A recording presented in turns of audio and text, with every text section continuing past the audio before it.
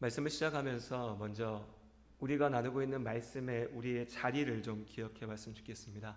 우리 계속해서 하이델베르크 교리문답의 내용들을 함께 설교로 주일에 나눠가고 있습니다. 하이델베르크 교리문답은 개혁교회 신앙의 가장 중요한 본질들, 우리 믿음의 가장 중요한 기초, 기본들을 문답의 형식으로, 말 그대로 묻고 답하는 형식으로 함께 배울 수 있도록, 공부할 수 있도록 만들어진 종교개혁 시대의 중요한 문서입니다. 그래서 개혁교회나 또 우리 장로교회 가운데 우리가 함께 믿음으로 고백하는 신앙의 고백이기도 하죠.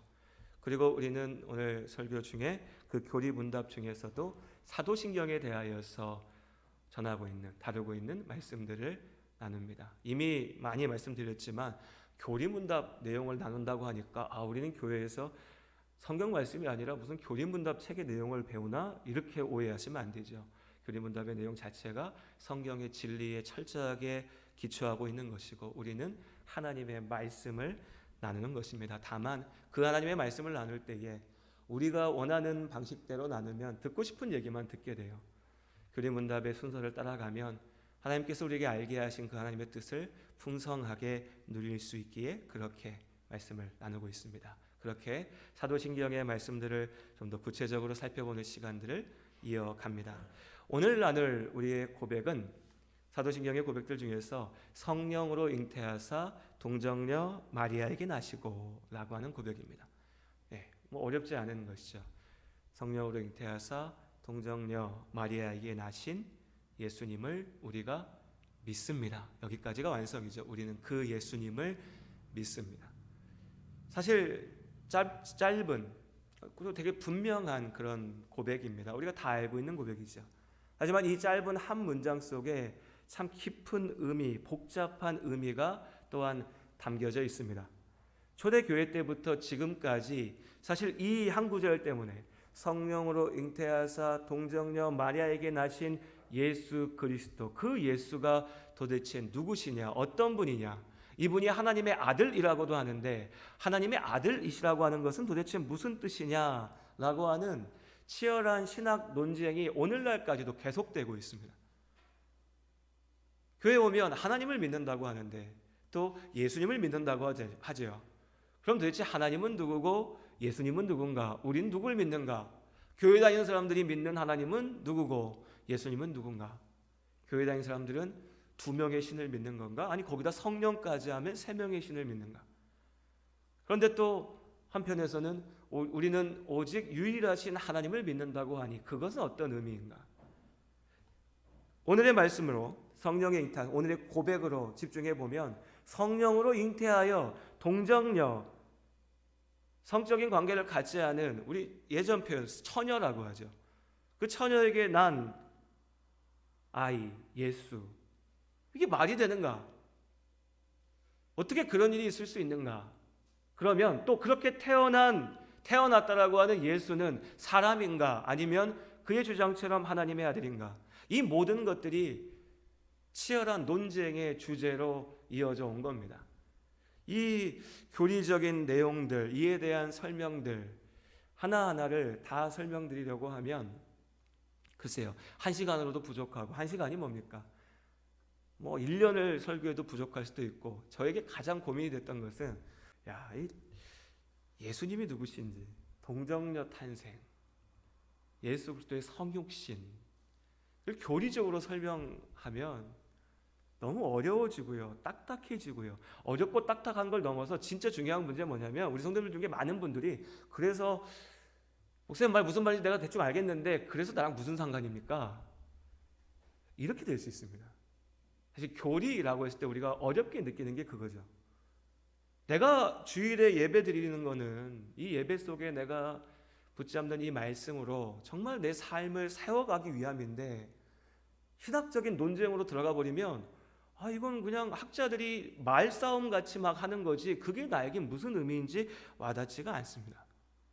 초대교회부터 계속됐던 이 논쟁의 결론은 이미 결론은 우리에게 있습니다. 예수님께서 참 하나님이시고 또한 참 사람이시다 라고 하는 것이 이 땅의 모든 교회가, 제가 여기서 모든 교회라고 말씀드리는 게 교파를 초월하여 정통이라 고백하는 모든 교회가 동일하게 고백하는 신앙의 고백입니다. 하지만 이 말조차도 그래, 예수님이 참 하나님이시고 참 사람이셔, 알겠어. 그 의미는 뭐야 그럼? 나에게 이 고백이 무슨 의미가 있을까라고 생각하면 또 전혀 다른 문제가 되죠. 그래서 좀 신학적인 질문들, 그리고 그것에 대한 설명들, 여기에 대한 나눔은 오늘 주일 저녁 예배로 좀 미루려고 합니다.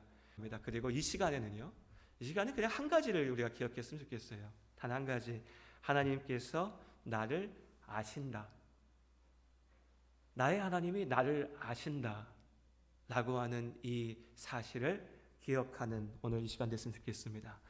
외국에 나가면 다 애국자 된다 그러죠. 우리 성도님들도 뭐 이런저런 이유로 외국에 나갔다 오신 분들 많이 계실 겁니다. 여행 가신 분도 있을 거고, 뭐 일 때문에 가신 분도 계실 거고, 그다음 뭐 선교지 방문하러 가신 분들도 계시고요. 그렇게 나가면 뭐 애국자까지는 모르겠는데 정말로 뭔가 좀 특별한 마음이 드는 건 사실입니다. 한국에 있을 때는 뭐 광고 막 붙어 있고 나오면 아이 뭐 이런 데다 광고 붙여놨어. 나는 지금 빨리 드라마 보고 싶은데 왜 자꾸 광고가 나와 이러면서 별로 보고 싶지 않거든요. 그런데 외국 나가면 어디서 삼성 광고판 딱 있는 거 보면 뭔가 가슴이 뿌듯해집니다. 사실 삼성하고 나는 아무 상관도 없는데 괜히 내가 뭔가 좀 대단한 사람이 된 것 같아요. 한국에 있을 때는 현대차는 웬만하면 또 안 타고 싶잖아요. 어떻게 하면 외제차 탈까 막 이런 마음이 있는데 외국 나가서 현대차가 다니는 걸 보면, 이거 제가 그랬습니다. 제가 마음에 아, 우리 현대차가 저기 다니는구나. 그런 마음이 드는 게 사람이죠. 한국 사람 만나면 괜히 반갑고 한국말로 이야기할 수 있으면 무언가 좀 특별한 시간인 것처럼 느껴집니다. 꼭 외국에만 나가야 그러겠습니까? 타지에 나가서 생활해 보신 분들, 혹은 남원이 타지라서 이렇게 내려와 계신 분들 이렇게 상황 보시면 타지 나가서 내 고향 사람, 동네 사람 만나면 괜히 반가워요. 제가 이제 뭐 서울이나 다른 지역에 이렇게 가서 있으면 물어보겠죠. 어디 계십니까, 목사님? 그러면 이제 남원에 있습니다. 그러면 내 뭐 친척 중에, 가족 중에 남원 사는 사람 있으면 그 말부터 나옵니다. 아, 우리 뭐 내 형님의 뭐 누구가 남원 삽니다. 남원 출신입니다. 얘기하면서 반갑게 얘기하고, 저도 물론 반갑고요. 남원으로 끝나는 게 아니라 어떤 분들은요, 아 그래요, 근데 우리 집이 정읍이고 익산이고, 이 남원 옆 아닙니까? 여러분, 남원 살 때 정읍이 옆이라고 생각하십니까? 예, 그 동네랑 나랑 상관없는데 이렇게 생각하는데, 멀리 가면 그래요, 정읍도 우리 다 전라도 아닙니까? 또 이러면서 이렇게 되죠. 학연, 지연, 혈연, 사실 그것 때문에 생기는 병폐도 많아서 문제이긴 하지만 또 생각해 보면 그럴 수밖에 없는 이유가 있는 겁니다. 우리 마음속에 본능적으로 나와 같은 것을 공유하는 사람에 대한 갈망이 있어요. 나와 같은 경험, 나와 같은 상황, 나와 같은 모습을 가지고 있는 사람을 원하는 거죠. 그 앞에서 마음이 열리는 겁니다. 몇 차례 말씀드렸지만 저희 외삼촌이 군대에서 돌아가셨죠. 군 복무하시다가 20대 초반에. 그 외할머니는 아들을 군에서 잃으셨습니다. 전 너무 어릴 적이었으니까 뭐 그때는 별 마음도 없었지만 시간이 점점 지나가니까 좀 와닿는 게 있어요. 저희 아이들이 커가니까, 또 아들이 둘이나 있으니까 얘들도 군대 갈 텐데 얘들이 무슨 사고가 생기면 어떨까 상상하기도 싫죠. 끔찍한 일입니다. 참 힘든 일이에요. 생각해보면. 그렇죠? 부모님 된 모든 분들이 그 마음을 짐작할 수 있을 겁니다. 그런데 이게 참 어려운 게 뭐냐면요, 우리가 분명히 그게 어떤 마음인지 아는데 또 알 수가 없습니다. 이해하는데 이해할 수가 없어요. 큰 아픔이 되겠고 상처가 되겠고 괴로움이 되겠다는 것을 짐작은 하지만 내가 경험해보지 못하면 알지 못합니다. 그렇기 때문에 또 그런 아픔과 어려움을 겪은 분들은 똑같은 말이어도요, 나와 똑같은 아픔을 겪은 사람의 말은 내 귀에 들어오는데 그렇지 않은 사람들이 전하는 말은 들리지가 않아요.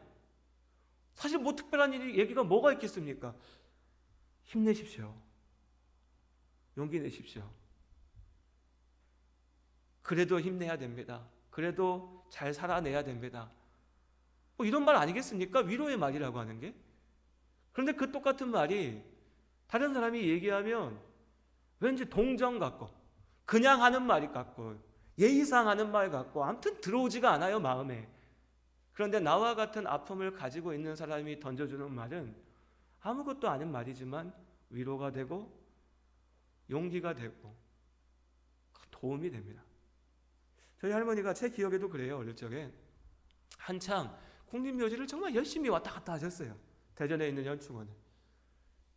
물론 내 아들이 있는 자리라고 생각하니까 열심히 가셨겠죠. 그런데 가만 보니까 그냥 그 이유만이 아니라 그곳에 가면 같은 아픔을 경험하는 분들이 계시는 거예요. 같은 고통을 겪으신 분들이 거기 계시니까 옆에서 뭐 가족들이 얘기하고 누가 얘기하고 말해도 안 되는 겁니다. 나와 같은 아픔을 가진 사람이 그냥 옆에 있는 것만으로 위로가 되는 거죠. 마음이 열리는 겁니다. 동질감이라고 하는 것이 주는 힘이 그런 것 같아요. 교회도 그렇죠. 우리 지난주에 나누었지만 교회가 하나 될 수 있는 이유가 뭡니까? 우린 너무나 다 다르고 너무나 다 다른 환경과 상황과 형편 속에 있지만 그럼에도 우리가 감히 하나 된다라고 말할 수 있는 것은 우리 안에 예수 그리스도에 대한 믿음이 있기 때문이죠. 우리 안에 하나님 앞에 나와서 부르짖으며 눈물로 기도했던 그 경험이 있기 때문입니다. 그것이 없다면 아무리 많은 사람들이 모여 있어도 아무리 우리가 하나라고 외쳐도 그건 교회가 될 수 없는 거죠. 하나가 될 수가 없습니다. 우리 안에 예수 그리스도의 그 구원에 대한 복음에 대한 진실한 믿음이 있기 때문에 그 믿음으로 우리가 하나라고 이야기할 수 있는 겁니다. 이 마음, 하나 되는 이 마음이 중요한 거죠. 그런데 또 생각해 보면 이 동질감이라는 것, 나와 같은 아픔을 경험한 사람에게 마음을 연다는 것, 이것은 반대로 얘기해 보면 우리의 뭐랄까요, 약함, 모자람, 부족함의 반영일 수도 있습니다. 무슨 얘기냐면 사실 그렇잖아요. 내가 어려움을 당했을 때 나에게 와서 힘내십시오, 용기 내십시오, 격려하며 위로하는 사람들의 마음이 왜 꼭 거짓이겠습니까? 왜 꼭 값싼 동정이겠어요? 진실인 마음일 수 있습니다. 정말 나를 위해서 위로하고자 하는 마음으로 전하는 말, 전하는 손일 수 있어요. 정말로 나를 돕기 위하여서 함께하는 마음들이 분명히 있습니다, 이 땅에. 그런데 내가 그걸 받아들일 수가 없는 거죠. 믿을 수가 없는 거예요. 저 사람이 그냥 날 동정하는구나. 아, 내가 지금 이런 어려운 형편에 있으니까 저 사람이 나를 그냥 불쌍히 여기는구나. 말로는 저렇게 하지만 속으로는 저게 진심이 아닐 수도 있겠구나. 믿지 못하는 거죠. 불신이 우리 마음 깊은 곳에 뿌리 내리고 있습니다. 근거 없는 불신도 아니죠. 사람이 그러니까. 실제 사람이 그러니까요.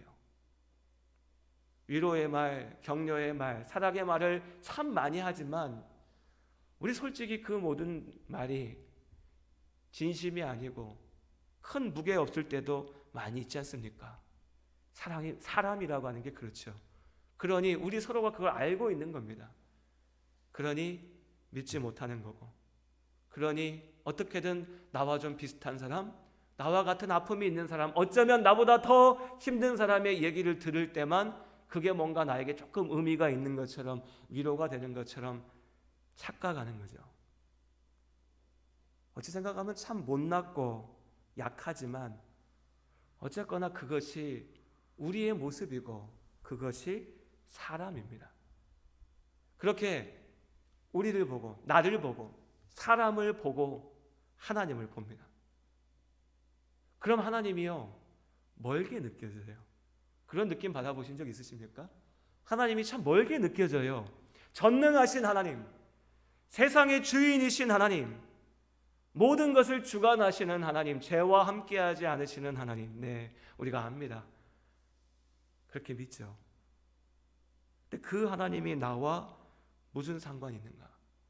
더 정확히는 그렇게 완전하신 하나님께서 이렇게 모자라고 부족하고 어디 한 군데 고장나 있고 잘못되어 있고 어찌 보면 인생 살아오다가 이미 망가져버린, 나 스스로도 인정하고 싶지 않은, 요새 말로 흑역사라고 그러죠.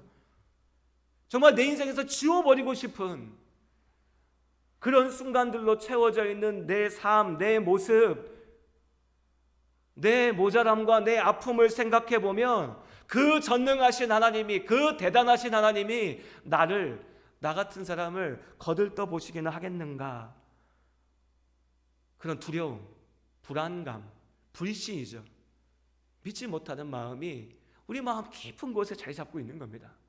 죄라고 하는 것이 이렇게 무서운 겁니다. 그래서요, 죄가요, 우리 삶을 무너뜨리고 내 인생을 괴롭게 하고 아프게 하는데, 진짜 무서운 건 뭐냐면, 진짜 무서운 것은 이제 내 아픔을, 내 문제를, 내 인생에 무너진 것들을 회복시킬 수 있는 유일한 분이 하나님이신데, 그 하나님 앞에 나아가는 것까지도 막아버리거든요.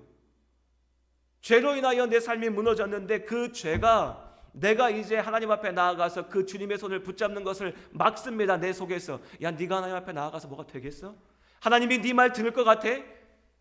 너 같은 인간이 하나님 앞에 설 자격이 될 것 같아? 네가 기도한다고 하나님이 들으시겠어? 다른 사람이 하는 얘기가 아니에요. 내가 나에게 그렇게 말합니다. 내가 그렇게 스스로 의심하고, 내가 그렇게 스스로 벽을 세우고, 그렇게 내가 핑계하면서 하나님 앞에 나아가지 않죠. 등 돌립니다. 그냥 그렇게 되는 대로 사는 것, 지금까지 살던 대로 사는 것, 그것이 다라고 생각하죠. 그게 우리의 상태입니다. 그럼에도 하나님께서 우리에게 하나님의 그 지극하신 사랑을 보이신 겁니다. 자, 오늘 예수님께서 성령으로 잉태하여 동정녀 마리아에게 나셨다. 동정녀 탄생. 따지고 들려면 온갖 질문을 다 할 수 있습니다. 그렇지 않습니까? 아까도 말씀드렸지만 어떻게 여자가 혼자 아이를 낳을 수 있어? 그거는 뭐 요즘에 뭐 온갖 기술이 발달해서 뭐 시험관 아기도 낳고 이렇다고 하니까 뭐 그래, 그건 더 그렇다 치고, 그럼 그렇게 태어난 예수가 진짜 하나님이라는 증거는 어디 있어? 하나님의 아들이라는 이유는 어디 있어? 그럼 하나님이 세상에 왜 오신 거야? 그럼 진짜로 오신 거야? 모양만, 신용만 하신 거야? 형태만 나타낸 거야? 온갖 것들을 가지고 말꼬리를 붙잡고 늘어지죠. 그거 다 치우고요, 그냥 우리 이 사실을 인정해 보자고요. 하나님의 아들 예수께서 이 땅에 오셨습니다. 자, 여기서부터 출발하죠. 하나님의 아들 예수께서 이 땅에 오셨어요. 어떻게 해요? 구름 타고 막 하늘에서 이렇게 쭉 내려오신 게 아니라요, 우리와 똑같이 그 어머니의 몸을 통하여서 이 땅에 태어나셨어요. 우리와 똑같이 울었고, 우리와 똑같이 먹었고, 우리와 똑같이 쉬고 자고 자라면서 이 땅을 살아내셨습니다. 우리와 똑같이 사람들 속에서 때로는 인정받았지만 때로는 무시당하면서 조롱과 비아냥 속에서 그걸 견디면서 치열한 싸움 속에서 그렇게 삶을 살아내셨습니다. 우리와 같이 아프셨고 우리와 같이 고통당했습니다. 팔다리를 두드리면서 내 몸이 왜 이럴까 하는 이런 고민들, 질문들 예수님도 하셨어요. 밤잠을 이루지 못하면서 왜 나에게만 이런 일이 있나? 왜 나에게만 그런 일이 있습니까? 세상 살아가면서 우리 모두가 인생 속에서 동일한 문제를, 동일한 아픔을 경험합니다. 삶이라는 게 그렇잖아요. 그런데 예수님께서도 그 아픔을 직접 경험하셨습니다. 우리가 진짜 고민해야 될, 우리가 진짜 기억해야 될 건 여기에 있는 겁니다. 어떻게 그런 신비가 있을 수 있어? 어떻게 그런 기적이 말이 돼? 우리는 이해할 수가 없어. 우리 이해할 수 없는 게 그거밖에 없습니까? 세상 살아가면서 우리가 이해하지 못하고 사는 게 얼마나 많이 있습니까? 정직한 눈으로 바라보면 우리 인생을 살아가면서요, 대부분의 것들을 이해하지 못합니다. 세상이 어떻게 돌아가는지, 굴러가는지, 사회 구조, 우리가 사용하는 물건들, 기계들 다 이해 못해요. 그냥 사는 거죠. 그런데 예수 그리스도를 통하여 우리에게 주신 그 하나님의 말씀만 붙잡고 늘어집니다. 내가 저걸 어떻게 믿냐? 말이 안 된다. 그러니까 이건 믿음의 문제예요. 그걸 넘어서서 보자고요. 예수님께서 이 땅에 오셔서 우리는 이해하기 어렵지만 하나님의 아들이시고 하나님이신 예수께서 이 땅에 오셔서 우리의 문제와 아픔을 동일하게 경험하셨다는 겁니다. 그리고 우리에게 말씀하시는 거예요. 내가 너를 안다고. 예수님의 제자들을 생각해 봅니다. 예수님이요, 제자들을 엄청 혼내셨어요. 그거 생각해 보신 적 있으십니까? 복음서 읽어보면 예수님이요, 제자들한테 진짜 엄청 혼내셨어요. 야, 너 그거밖에 못하냐? 네가 지금 날 얼마나 따라다녔는데 너 지금 뭐 하고 있어? 너 맨날 나 믿는다고 하더니 결국 네 믿음이라는 게 그거밖에 안 되냐? 우리 거룩한 말로 바꿔서 이해하니까 그렇지만 어쩌면 예수님 이렇게 얘기하셨을 것 같아요. 야, 내가 지금 이렇게 뜨겁게 기도하고 있는데 너네는 여기서 자고 앉아 있냐? 그렇게 할 거면 집에 가서 자라. 예수님 그렇게 말씀하셨다니까요. 엄청 꾸짖으시고요, 엄청 혼내고 엄청 질책하셨습니다. 그럴 법도 하죠. 제자들 모습이 어떻습니까? 큰 소리는 뻥뻥 쳤는데 정작 그 말대로 제대로 한 건 별로 없었죠. 예수님의 명령을 듣고 나아가면 항상 하는 짓이 실수하고 잘못하고 죄를 저지르고 문제 만들고, 예수님이 원하시는 어린아이들은 예수님 앞에 못 오게 만들고, 예수님이 하지 말라고 한 짓은 얼른 가서 하고 앉아있고, 그런 제자들의 모습이니 예수님이 답답해하시고 넌 도대체 왜 그러냐고 하시면서 꾸짖으셨죠. 그렇게 혼내시고 꾸짖으시고 질책하셨던 예수님께서 그러나 또한 그들을 안아주셨습니다. 품어주셨죠. 베드로가 믿음으로 물에 발을 내딛었습니다. 예수님께서 네가 믿으면 걸어갈 수 있다 하십니다. 그런데 베드로는 두려움에 사로잡혀서 이내 물에 빠지죠. 예수님 어떻게 하셨습니까? 넌 믿음 없으니까 물에 빠져 죽어라 이렇게 하셨습니까? 예수님께서 가셔서 손을 붙잡고 세우셨죠.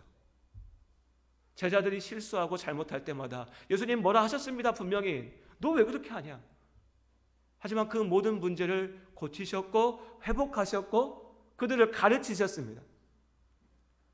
내가 예수님 옆에 가장 가까운 자리에 있다고 자랑했던 베드로가 정작 예수님이 붙잡혀 가시자 예수 나 모른다고, 나 예수 모른다고, 예수가 뭐냐고 모른다고 3번이나 부인하죠. 부활하신 주님께서 베드로를 찾아가셔서 그 베드로를 안으시고 그에게 교회를 맡기셨습니다. 교회를 섬기는 그 소명을 맡기셨죠. 예수님께서 그렇게 안아주셨습니다. 내가 너를 아니까 내가 너를 안아준다, 내가 너를 품는다라고 우리에게 말씀하시는 겁니다. 우리 기도하다가요 그런 마음 들 때 있어요. 지금 나한테 진짜 괴로운 건 뭐냐면 내 막 팔다리가 아픈 거예요. 우리 성도님도 그럴 때 있잖아요. 팔다리가 아픈 게 괴로워요. 그런데 기도하려 치면 이런 마음 듭니다. 근데 이거 갖고 기도해도 되나? 하나님이 이렇게 사소한 것에 관심 있으실까? 진짜 나한테 지금 필요한 건 생활비를 막 보니까 한 달 사는데 한 50만 원 더 있으면 딱 좋겠는데 우리 집이 사는데 내가 욕심도 아니고 100만 원만 있으면 우리 식구들이 좀 더 낫게 살 수 있을 것 같은데 또 막상 기도하려고 딱 가서 기도하려고 치면요 뭔가 은혜로운 기도가 아닌 것 같아요. 간증하는 사람들이 기도하는 것처럼 나도 주여 나에게 이루시면 내가 뭐 주의 교회를 세우겠습니다, 내가 나가서 주님의 큰일을 하겠습니다, 막 이런 기도해야 될 것 같은데 나는 앉아가지고 하나님 장 보러 갔는데 물가가 올라서 우리 집 생활비가 좀 어렵고요, 그래서 내가 조금 더 있어야 되는데 이거 필요합니다, 이런 거 기도하려고 하니까 기도가 안 된다고요. 그런 경험 있지 않으신가요? 우리 집에 어떤 문제가 있는데 이건 다 내 죄 때문이야, 내가 모자라서 그래, 내가 약해서 그래, 이런 거 갖고 어떻게 기도해, 하나님 기도 들어주시겠어? 이런 마음이 들면 정말 괴로워지는 거예요. 하나님 앞에 나가지 못하거든요. 그런데 그런 우리에게 주님께서 말씀하시는 겁니다. 내가 너를 안다. 내가 너를 안다.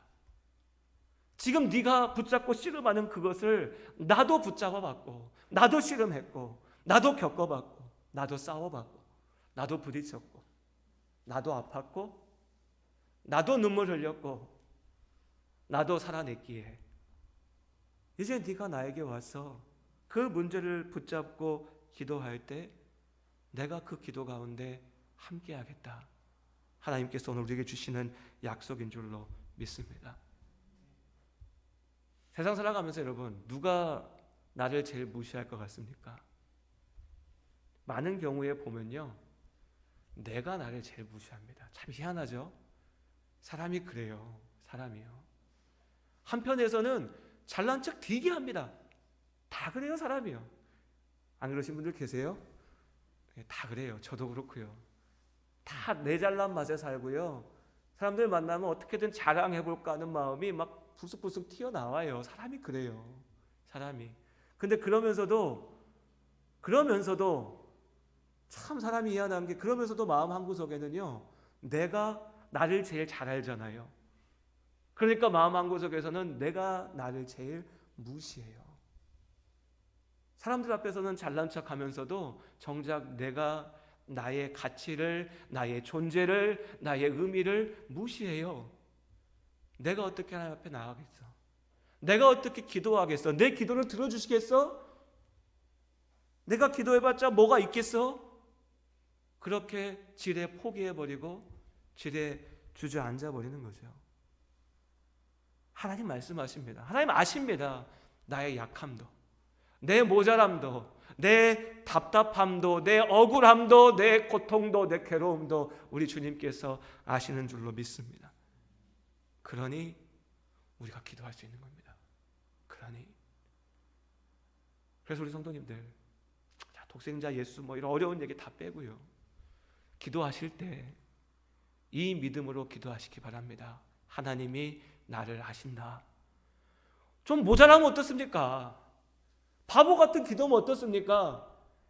이게 하나님 앞에 진짜 거룩한 기도인가? 아니면 어때요? 아니면 안 들어주시겠죠. 아니면 하나님의 온전한 뜻으로 우리를 지켜주시고 인도하시겠죠. 내가 그 주님의 뜻 가운데 기도하게 만드시겠죠.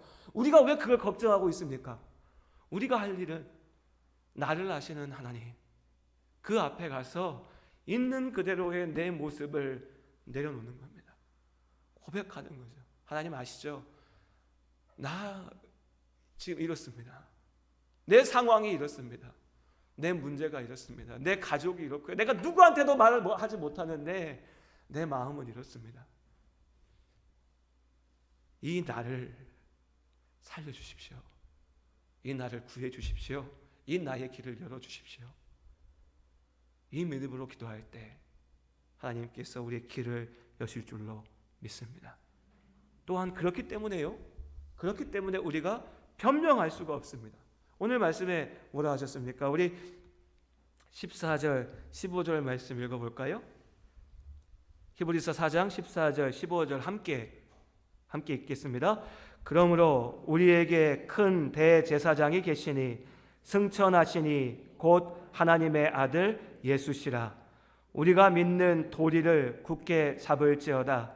우리에게 있는 대제사장은 우리의 연약함을 동정하지 못하실 이가 아니요 모든 일에 우리와 똑같이 시험을 받으신 이로되 죄는 없으시니라. 아멘. 앞에 말은 위로가 돼요. 얼마나 큰 은혜입니까? 우리의 연약함을 동정하지 못하실 이가 아니요. 아신다니까요. 아셔요. 우리 아픔을 아셔요. 그런데 그 주님께서 이 모든 일에 우리와 똑같이 시험을 받으셨는데, 인생이라고 하는 것의 모든 도전을 경험하셨는데 죄가 없으시다. 우리 살아가면서요, 이 고통, 이 어려움, 이 도전으로 핑계 삼을 때도 참 많습니다. 솔직한 마음에 하나님, 난 못해요. 내가 이렇게 괴로운데 어떻게 합니까? 하나님, 내가 어떻게 다윗처럼, 어떻게 모세같이 합니까? 그 사람들한테는 하나님이 능력도 주셨고 하나님께서 길도 열어주셨고 다 하셨지만 나는 지금 사는 것도 피곤하고 어렵고 힘들고 괴롭고 나는 이미 문제가 많고 잘못도 많고 나는 못합니다. 하나님 세상을 왜 이런 모양으로 만드셔가지고 나를 힘들게 합니까? 원망하죠. 우리는 그렇게 자꾸 피해가려고 합니다. 하나님을 원망하고 때로는 핑계하고 내가 어쩔 수 없다라고 얘기하면서, 그런데 오늘 우리에게 그 핑계의 길이 없어졌습니다. 왜요? 예수님께서 우리 앞에 우리와 똑같은 길을 걸으시면서 죄를 이기시고 죄 없이 하나님 나라를 이 땅 가운데 이루셨기 때문이죠. 예수 믿는 우리는요, 그래서 자꾸 핑계하면 안 됩니다. 자꾸 도망치면 안 됩니다. 나중에 할게요.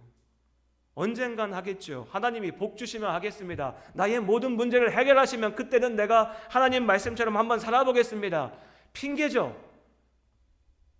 핑계 아닙니까? 우리 솔직히요. 우리 모두의 마음속에 있는 핑계고 변명이죠. 원망이죠. 오히려 하나님을 탓하죠. 하나님 때문에 내가 못하는 거 아니에요? 이렇게 말하는 거 아닙니까? 예수님께서 우리와 똑같이 시험을 받으셨지만 죄는 없으십니다. 우리가 어떻게 나아가야 될지 그 길을 여셨습니다. 그냥 길만 여신 것이 아니라 그 길을 걸어갈 수 있는 능력 또한 우리에게 주신 줄로 믿습니다. 예수를 믿고 성령의 은혜를 받았다고 우리가 고백합니다. 도대체 성령의 은혜를 언제 쓸 겁니까? 교회에 예배에 모여서 소리질러 기도하고 방언하고 막 뛰면서 찬양할 때만 성령의 은혜가 있는 게 아니지 않습니까? 진짜 성령의 능력은 우리의 삶에서 나와야 되죠. 죄악과 싸워 이길 수 있어야 되죠. 하나님께서 말씀하신 그 길을 걸어갈 수 있어야 되죠. 맡기신 소명을 감당해내야 되지 않겠습니까? 예수님을 닮아가는 것, 그게 진짜 성령의 능력이죠. 예수님께서 우리에게 그 능력을 주셨기에 우리가 그 길을 걸어가는 겁니다. 핑계하지 않고요. 마지막으로 16절 같이 읽어볼까요? 함께 읽겠습니다. 16절 말씀입니다.